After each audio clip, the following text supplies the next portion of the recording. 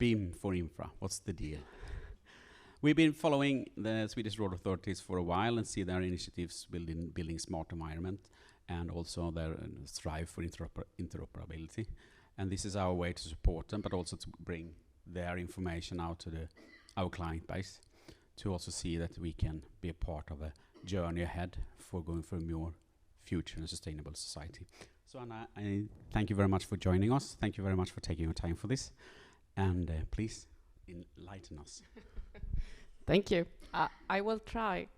So my name is Anna Neidenström. I work as a senior BIM specialist at the Swedish Transport Administration, Trafikverket.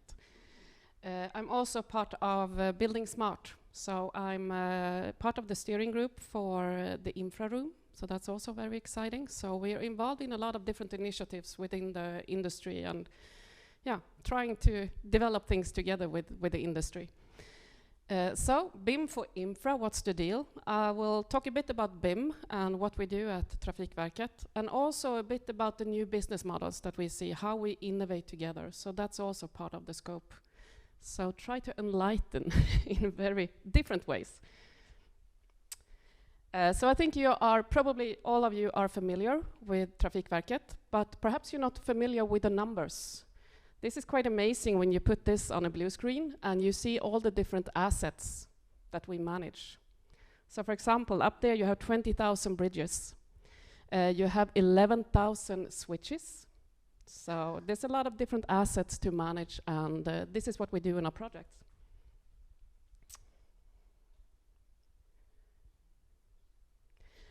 And also our role, it's constantly changing, and we are trying to follow the industry and the market. And we see that we are developing from just being an infrastructure holder to actually be a community developer and the business as part of everything. So I will try to give you a view also how we can use new technology and digitalization and to provide conditions for developing a modern transport and transport system. And also together with partners and customers that we actually develop this together. So that is why I put the slides with the business as part of everything, because that is where we meet and where we work together. And we see as the amount of data and information increases in our projects, we actually are able to, that forces us to develop new services and to develop new business. And we also see that digitalization facilitates new types of measures and also decision making. So the data that we collect, it's also very important for our decision making. So what we see is also with our combined and large volume, our business volume, and the purchasing volume that we have, we are actually able to drive, that we can be the driving force of the industry so that we can use our business volume and to innovate on that business volume. And that is why I would like also to talk about a bit about the business models that we have. So in other words, we can actually use the public business as the key and driving force for sustainable and social development. So that is a crucial part for us. So why do we need open standards and BIM then? As I said yesterday, as an owner and operator, we are actually managing both the past and the future. So I mean, the projects that we plan, we started to plan those like 10 to 20 years ago. And the bridges that we build, they are supposed to stand there for like 100, 150 years. So there's a lot of, the time range for our projects, it's huge. And we do work hard to supplement the deliveries. And with open standards, we feel that we can actually provide the data and that we can actually use the data. So that is very important for us to see that with the open standards, we can do even more. And that the information, that is really what matters, and how we preserve to actually make it flow between the different phases and for the handovers. So that is also where we want to use the open data with the open standards.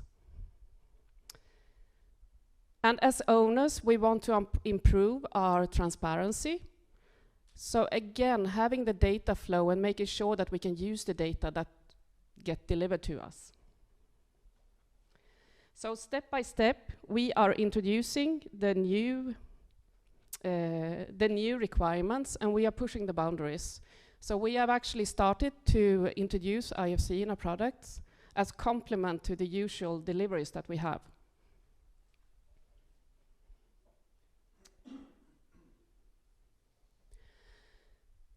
So this is usually how our projects look. We have information that is trapped in proprietary formats. We have a huge amount of different deliverables and different formats that we have to manage within our portfolio. So you see the range of softwares that we use. So this is for an average road project. This is how it looks today. And we have like 1,400 projects each year. So there's a lot of different data to use, and really this is not useful all the time. So it's really hard to manage this reality. And again, depending on the discipline doing the design, the end result is quite various. So we don't know, we require things, but you don't always know what you get in the end. And keeping track of all these different file formats, that's really a challenge.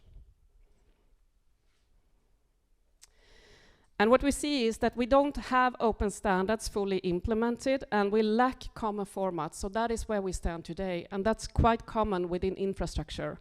I think for housing buildings or housing projects, they have IFC more implemented and they can use it better than we do. So for all our disciplines and all our different designs, we don't actually have IFC available yet.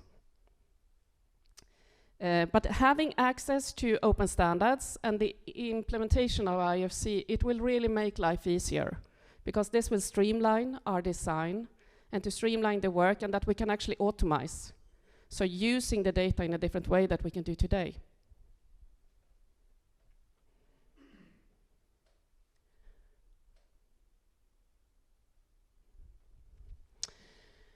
So what are we doing then? We are moving away from drawings. Increase documents. We don't want to have the documents anymore. Decrease, not increase. We are moving away from the proprietary formats. We don't want these PDFs anymore. We are struggling to get more data, to include more models, include more databases, and to work with open standards instead. So that is really the target for us. So that is our digitalization and our digital transformation that we are working with currently.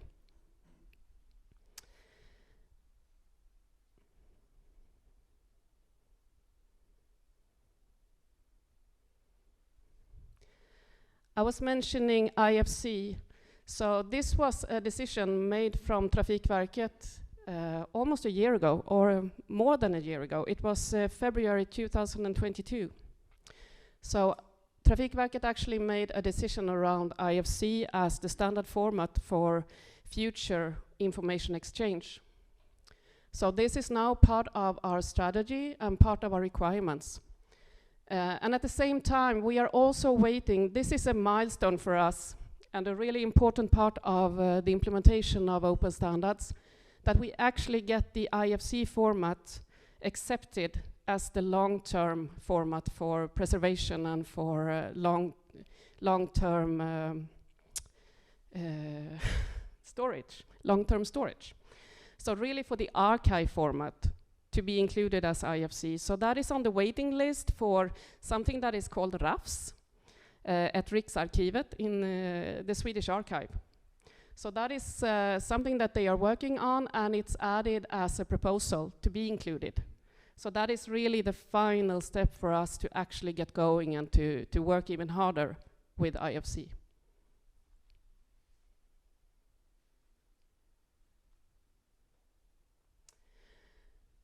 So why do we think that this is so important then?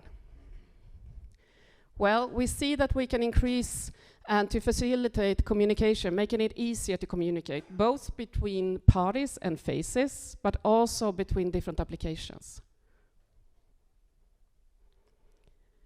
Again, working with the transparency regarding contract management and our requirements, and also to enable automation. If you remember the picture that you had before with the different proprietary formats that we have to manage, it's almost impossible to automate on such an environment. We need to have standardized formats, we need to have open standards, we need to be able to integrate the data in our different systems. So enable automation and machine to machine, that is really crucial. We also want to increase the competition. It makes it easier for our supply chain to work with the same formats and also to be more competitive and to enhance the collaboration. So that is also important. And then we see that it's also, we will be able to reduce the cost in a life cycle perspective. It's much easier to manage one format than to manage all the scale that we had before with the different formats.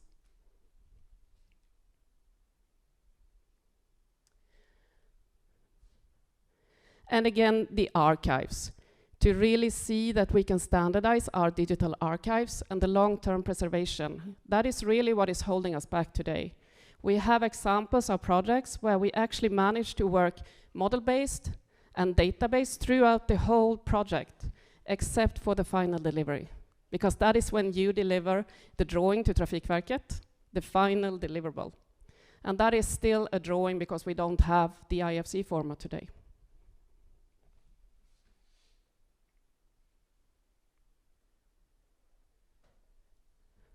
Uh-oh, det var bakåt. And again, for us, IFC is not only a format, it's actually a standard that will help us to structure our data. So it's not only providing us with the information model that we need, but also with the data model that is really specific per project. So really for us to be able to start with the business needs that we have, and then include that into the requirements that we have, and specify it through the information model all the way down to the project, and include all the requirements that we have for different data in the IFC file. So again, more than just a format, but more of a structure. So that is what IFC will mean for us.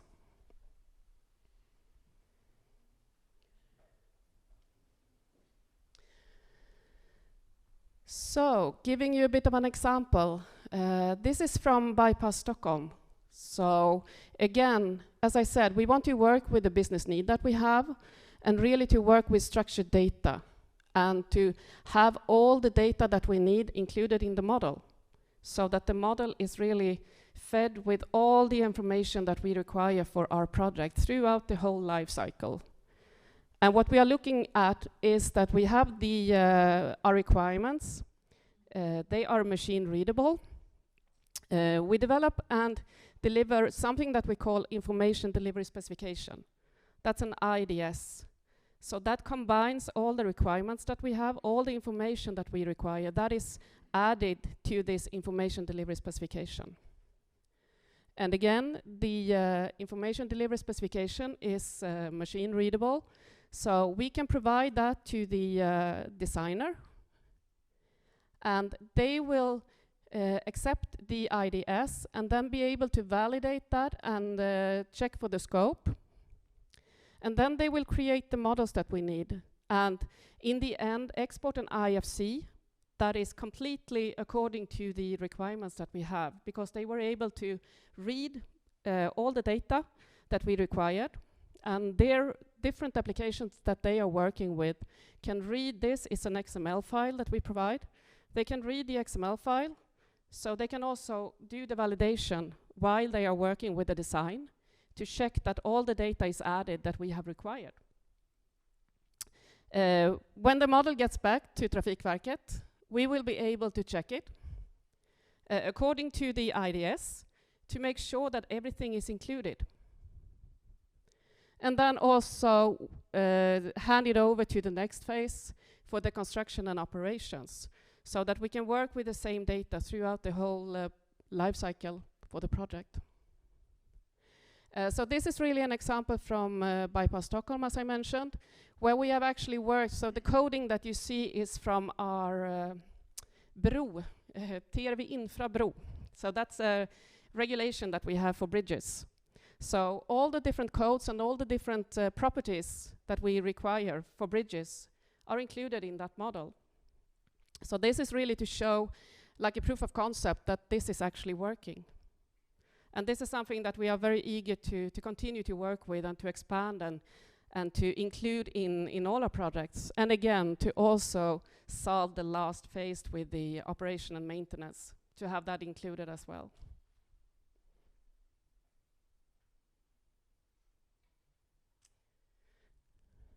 We have a lot of data stored.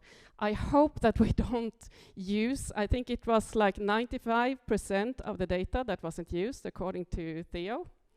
We are probably there as well. But it's all about using the data and bringing it to life. This is an example where we actually use GIS. So it's not only about BIM, it's also for us working with infrastructure and especially in maintenance, to also work with geolocated data with maps, and to provide these overviews where we can actually see the components and the data that we have on different components in a very easy visualizations.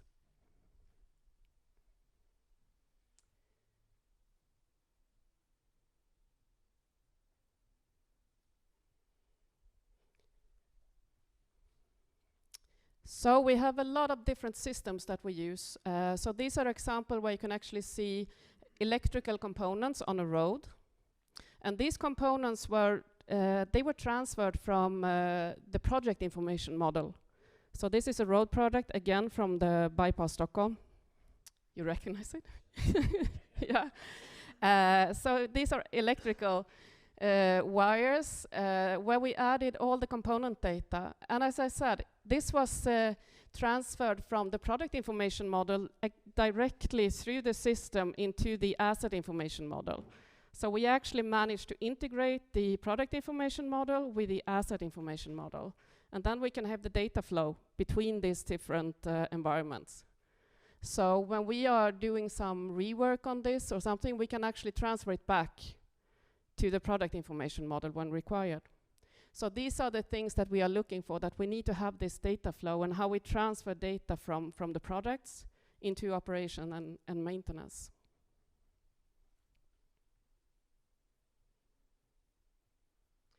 And also when something changes in this environment, it should directly be reflected into the other model. So you always have this connecting, the connection between the PIM and the AIM.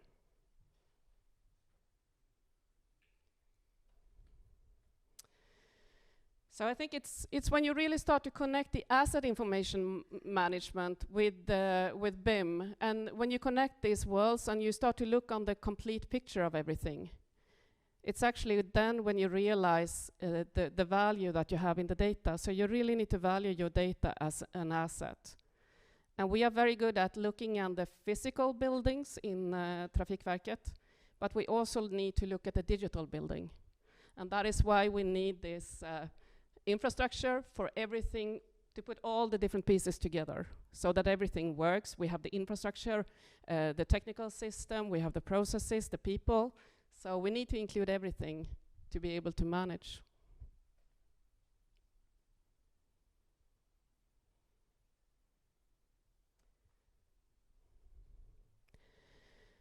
And I think also we are looking on this huge project now. We have, this was just from the news a few weeks ago, about new contracts and new tenders that we have just published. So these are from the Eastlink project. And when we look at this project, we really realize that we need to have new business models and we need to have new ways of working. And what we are looking at is to something that we call early contract involvement, to really get the contractor and all the different partners in the project. We need them on board very early so that we can actually plan and set the structure of the projects, to really configure them in an efficient way so that we can work with innovation and new technology, looking on solutions that can actually save money and make sure that we can build more roads and more railways.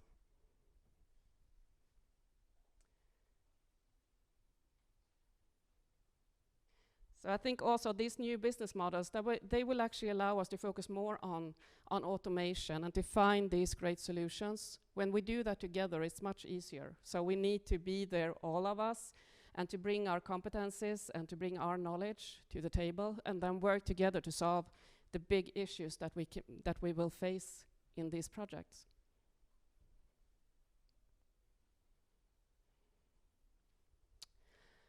So if we look ahead then to see where we are going, so I wasn't sure what number I was supposed to put there. I didn't want to promise too much, but I think it should be reasonable that at least 2030 that we have. I mean, we do a lot of development projects. We are working very much with development and new technologies, and trying to look on the opportunities that we have in our projects. So if I look forward, I would really see that we have changed the entire life cycle of the facility management, and that we have managed to connect the design, the construction, and the maintenance to really get every piece together. And that we have a digital facility, not only the physical facility, but also the digital facility. That we have replaced our documents by databases and models, and that we are able to carry the information between different operational processes. And to look on decision documents, I mean, we have a lot of data, so we should be able to make more decision that is actually based on good data. So that is something that we need to get in place as well, to have decision documents so that we can make better prioritization within our organization.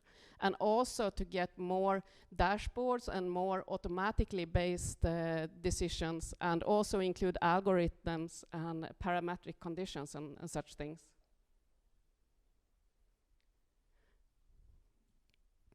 And again, the seamless transition from construction to maintenance, really work with the different phases of the product that we have and make sure that we have the correct data for these phases, and that we don't lose any data when we transfer between the construction and maintenance.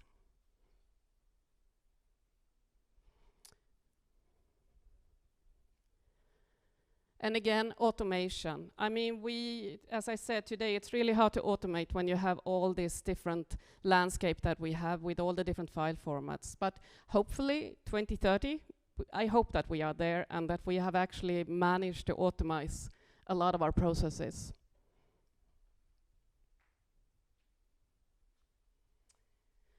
So, I love this quote. So I think it says a lot that if you don't try anything, you will never fail. And I think a lot of the speakers, they have added that topic during these 2 days. So I really want to share our experiences around this. I think that you have to keep trying, because otherwise you will never fail and you will never learn. And you have to share your failures with others so that you keep learning and that you learn together. So do pilots, collect good examples, collect bad examples, that's also good. And I think also, we were talking about don't solve the problems that you shouldn't be solved. I think that's also very important, to really prioritize the actions that you see need to be happening within your organization. So really focusing on to get the right prioritization. And most of all, I think you need to be innovative and build knowledge. And you also need to be inclusive, because you need all people to be there. So that's also a good way of driving the innovation, that you really focus on getting the right people on board as well. So build teams and be inclusive. And then also to value the data. I think that's what we need to be adding as well, that you actually see the value in the data, and that it's something that you can use as a resource, and that is something that you need to value. So, that was all for me. Thank you so much, Anna. Thank you. So, do you feel this is a radical change from your previous way of working?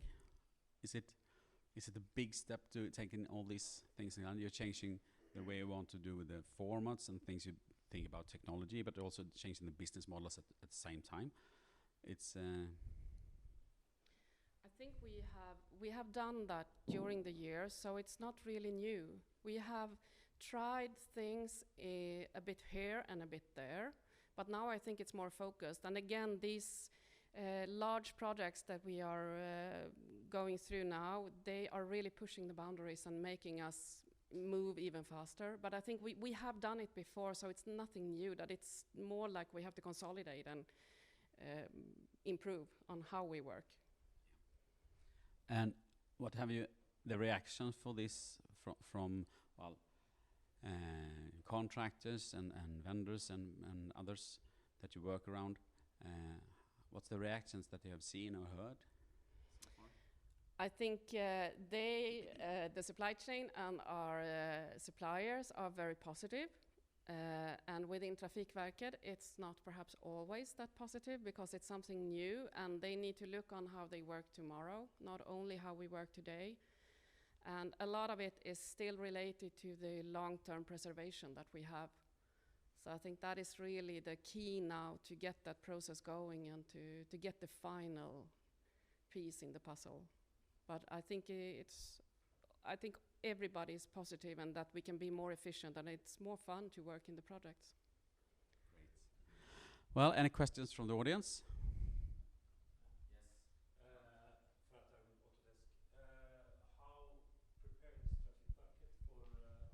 Infrastructure of the technological adoption, like how you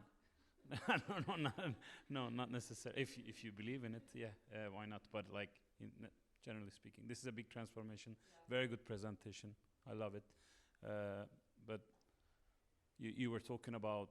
I like the slide where no more documents, no more PDFs, more models and databases and everything. And you have the plan here, but the actual technological advancement within Trafikverket. How prepared are you to deliver this today? I think actually it's, I love this picture because it shows that it's not only the technology. I mean, it's always getting all the pieces together.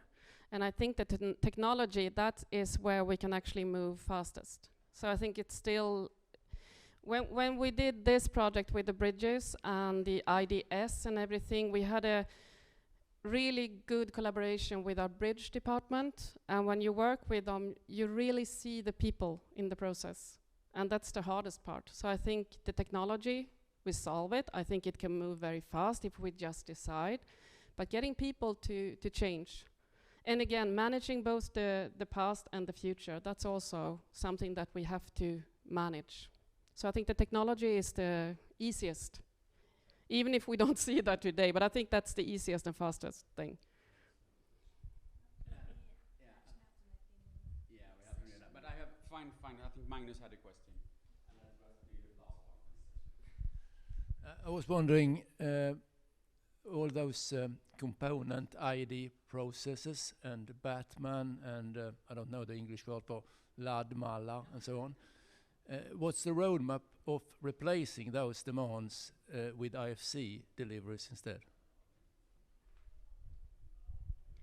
That was actually the workflow that I showed you. So the IDS, I think that will solve a lot of problem because that is really where we can include our requirements. So we see that, for example, TRV Infra, the bridge regulations that we worked with, it's quite easy to extract all the different properties and different requirements that is included in that one, and then add that to the IDS.